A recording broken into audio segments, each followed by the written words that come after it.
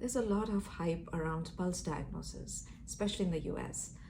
And yes, it's genuinely fascinating, almost magical when someone can hold your wrist and seem to tell you what's going on inside your body.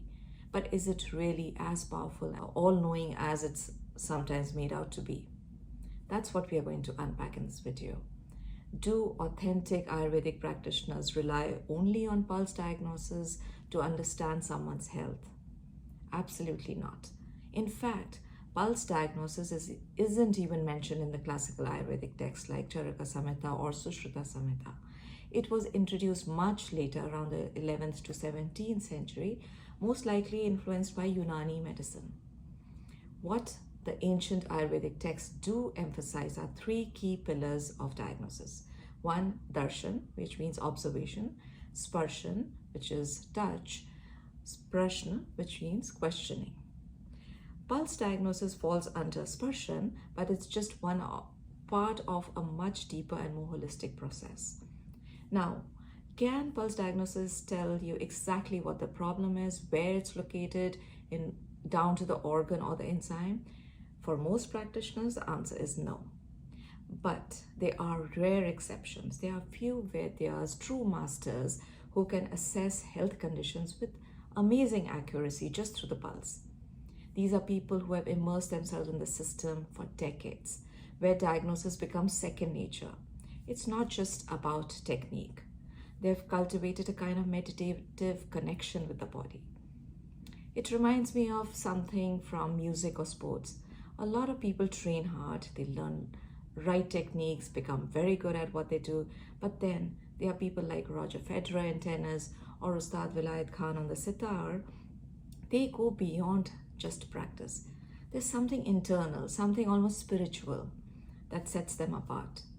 In the same way, these rare Vaidyas have a level of insight and subtle perception that allows them to pick up the finest nuances through the pulse. That's not something you can learn overnight. It's a result of deep intuitive wisdom honed over many, many years. For most practitioners, though, pulse diagnosis is just one of the many diagnostic tools, and that's how it should be. The concern is when some people claim that they can diagnose everything through the pulse and then offer protocols that may not be appropriate or effective. To be clear, I'm not saying pulse diagnosis is fake, not at all. In fact, I have personally had powerful experiences with two senior Vaidyas who could accurately identify complex health issues using only the pulse. But that kind of mastery is rare. So the purpose of this video is to offer clarity. Don't get swayed by every practitioner who says they can diagnose everything through the pulse. And at the same time, don't dismiss a practitioner just because they don't emphasize pulse diagnosis. They may still be excellent in their understanding of Ayurveda and fully capable of helping you with other forms of diagnosis and personalized protocols. This is why today, even Ayurvedic colleges in India are training students in modern medical diagnostics. Because let's be honest, lab tests, imaging, blood work can offer clear, measurable insights that enhance Ayurvedic understanding. It's not about choosing between Ayurveda and Western medicine, it's about integration. It's about using best of both the systems to help people heal more precisely and more effectively.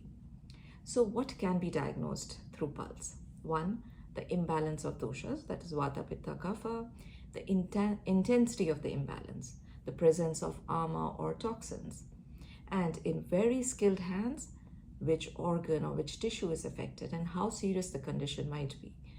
What it can't tell you is exact numbers like cholesterol level, thyroid level, or blood sugar level.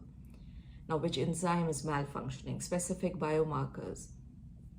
But even without exact numbers, a good Ayurvedic practitioner can still guide you towards balance and healing.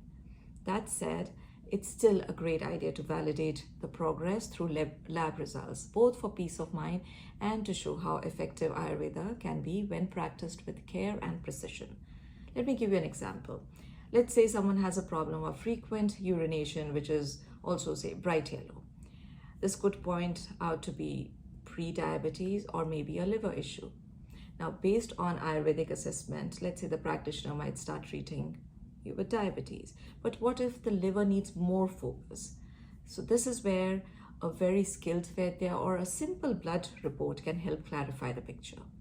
It's not about one being better than the other. It's about using both wisely. So until more practitioners reach that deep intuitive level of pulse diagnosis, let's use all the tools available to us, because Ayurveda offers a rich toolkit for understanding health, and pulse is just a piece of it. Thank you for watching.